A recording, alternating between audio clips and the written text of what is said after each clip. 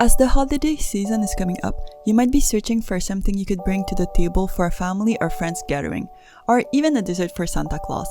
So here's my recipe for a caramel flan, which is really easy to make and will also impress your guest. So let's get started!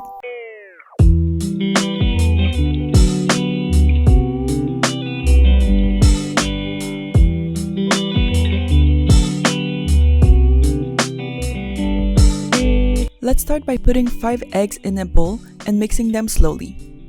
To avoid bubbles after you cook your flan, I suggest you to use a stand mixer and put it in the minimum speed. After you blend the eggs, add 2 cups of milk,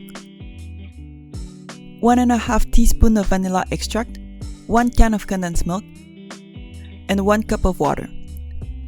I like to heat my water a little bit and put my hot water in the condensed milk can to help it take all the remaining condensed milk that got stuck in the can.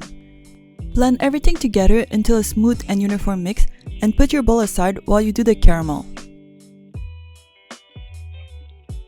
For the caramel, you'll need to put 1 cup of sugar and 2/3 cup of water in a pan. Heat up the sugar in a pan and blend it with a spoon until the sugar dissolves. The moment you dissolve your sugar, try to not touch it anymore, as mixing the sugar too much will crystallize the sugar and you'll not be able to make a caramel out of it. The sugar takes a long time to cook, but when it starts to caramelize, pay attention to the color as it will change very fast. If you like your caramel sweet, you can stop it at the normal caramel color, and the more you cook it, the more bitter and darker it will get. Personally, I find the flan tastes the best when the caramel is a little bitter, which balances the sweetness of the flan perfectly. Take into consideration that even when you remove the pan out of the heat, your caramel will keep cooking and will get a little darker as you're putting the caramel in your cups. Have some cups prepared next to you and add a spoon of caramel in the bottom of the cup and let it coat the entire bottom. This step is a little tedious since you need to work very fast for the caramel not to burn and be overly bitter. While I put my caramel in the cup, I use my third hand to help me move the cup. You can use any type of mold that is safe to put in the oven. I use some ramekin and some old cups that I got from Costco with a tiramisu dessert. My recipe can make approximately 14 cups of that size. Now that my cups have been coated with the caramel, I am ready to add my flan. At that step, it would be a good time to preheat your oven at 340 Fahrenheit and boil some water. Strain your flan mixture to remove any bubble and egg that did not blend well. Add an equal amount of the mixture in each cup.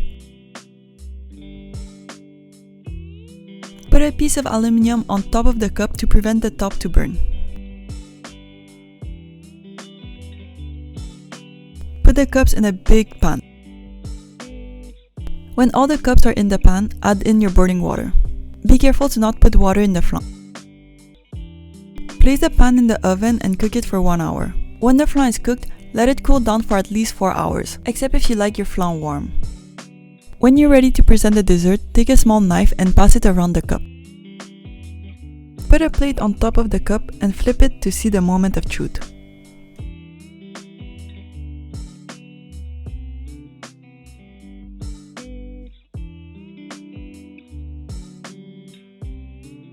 So here it is, my flan recipe. I really like this recipe because it only takes 5 ingredients where 4 of them you probably already have at home.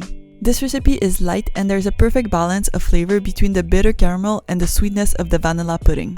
I hope you try my flan recipe and don't forget to give Santa Claus some hot edamame.